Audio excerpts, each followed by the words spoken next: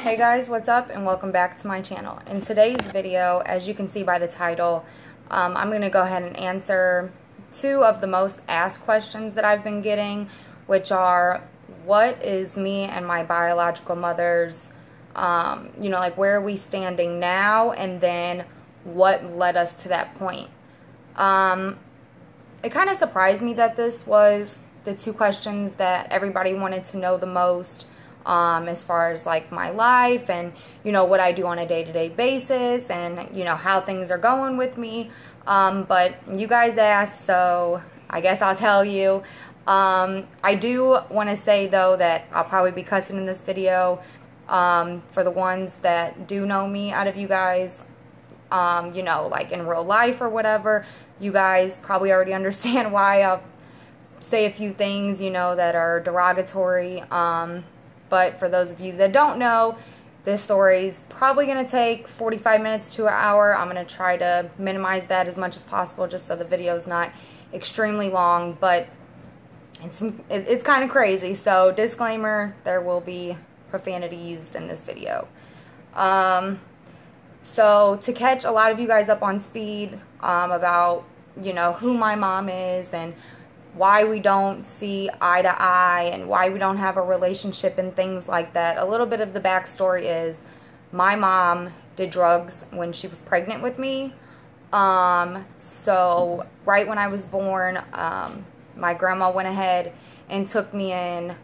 I got bounced around between a few foster homes when I was a newborn before my grandma was able to get me. But my grandma's basically had me since day one. I guess my mom just couldn't get clean and couldn't, do the things that she needed to do in order to get me back, or, however that went. The guy that she was with, my father, he was a drug addict. Their drug of choice was what you call a huff, which is paint thinner on a rag put into a brown paper bag and then sniffed. And I guess like it gives you like a head high. The closest thing that I can think to compare it to would probably be meth because it is an upper. But anyways, so my mom decided to do drugs the entire time she was pregnant with me. So, when they drug tested me as a baby, that came back. And so she just, she wasn't allowed to take me home basically. So my grandma gets me, and my mom doesn't do, the things that she needed to do. She didn't go to parenting classes. She didn't get off of the drugs. She didn't get her own place. She didn't get away from my father, which I'll get to that in just a second. But she didn't get away from him. And I guess he was very abusive to her. So, it was hard for her to get away. It's hard for anybody on drugs to, overcome something like that, that addiction. But so then fast forward, so when I was 12, I got taken into state custody again. At this time, my grandmother had already adopted me, so I was, legally in her custody. I did live with her and my grandfather. But at 12, I got taken into state custody again, and that's kind of where things took a turn.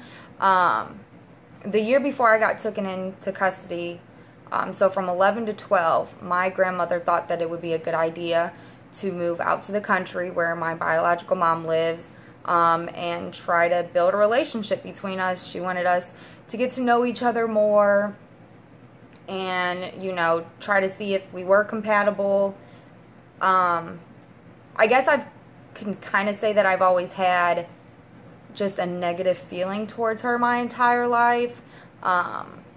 She's never picked up the phone to say, happy birthday or Merry Christmas or how are things going in school or what sports do you play, or she's never tried to make the effort to get to know me or to see how I was doing or anything like that. So I guess that kind of made me, I wouldn't say necessarily hate when I was that age, no child hates.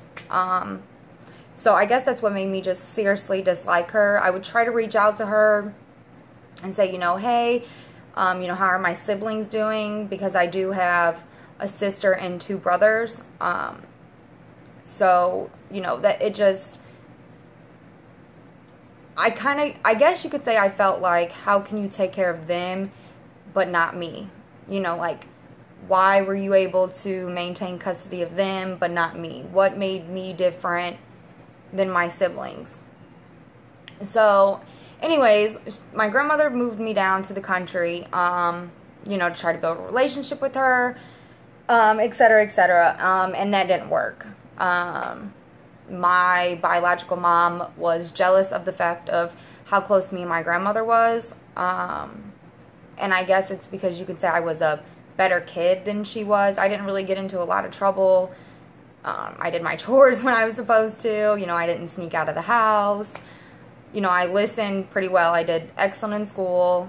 I was, you know, an A and B student. I got into, you know, like little fights here and there, but nothing drastic, at least until high school. And so I guess my mom was pretty much jealous of that because she didn't have a good relationship with my grandma and grandpa. Well, we moved down to the country. Things did not work out at all. My mom, I guess, figured since I was her biological daughter that she could start, you know, disciplining me however she wanted to. And, you know, she thought that it would be okay to just jump right into mom mode, which in all reality, I guess she didn't figure that, you know, we needed time to, you know, bond and figure each other out, because before we moved down to the country, we had communication like once every probably 3 years, and that would only be because she'd call to talk to my grandma, and I'd pick up the phone thinking, you know, it was like one of my friends from school or something like that, and, you know, we'd chit-chat for a couple seconds, but it always led into an argument, you know. Well, you don't know, but yeah. So then fast forward, things were just horrible. She punched me in my mouth. She would blame me for the craziest things. She would say, you know, like, she would purposely let her electricity get cut off and then lie to my grandma and say I had something to do with it at 11 years old. I didn't know anything about electricity boxes, or she would continuously try to turn my grandma against me and, you know, lie about any and everything that she could. And sometimes with my grandmother being so much older like she is, my grandma was probably 70 at the time. You know, she'd go to the hospital and, you know, she didn't want me home by myself. So I'd go over to my biological mom's house and stay the night. But as soon as my grandma got out of the hospital, she would lie and say, you know, she told me to do the dishes and I was mad, so I broke a plate. And, you know, she just would do anything that she could to try to get in between me and my grandma, basically. So my grandma figured, you know, hey, this is just, it's not working, it's not going to work. You know, we've never had that connection, and at that point I feel like it was too late. Maybe if my grandmother would have took me around my mom, you know, maybe preschool, kindergarten, first, second grade age, then, you know, maybe we could have worked on something, because then I didn't, you know, understand. I didn't even know that I was adopted and stuff until I was 9. So maybe then I would have been able to take it in easier being younger.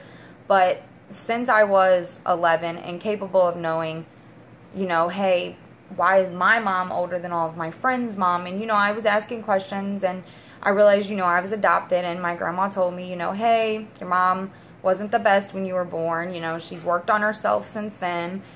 But I've had you this long, you know, I'm going to take care of you forever. And my grandmother was a great mom. I couldn't have asked for anything better. But, so fast forward, that didn't work. We moved back up to the city to live with my grandpa again. And I guess I just changed from there. I did then start acting out. I would purposely not do my homework, or I would go to school and be mad when the teacher would try to tell me to do something that I didn't feel like she had the right to tell me to do. Or, you know, I would slack off on my chores, or I would stay up too late, or I would act like I was sick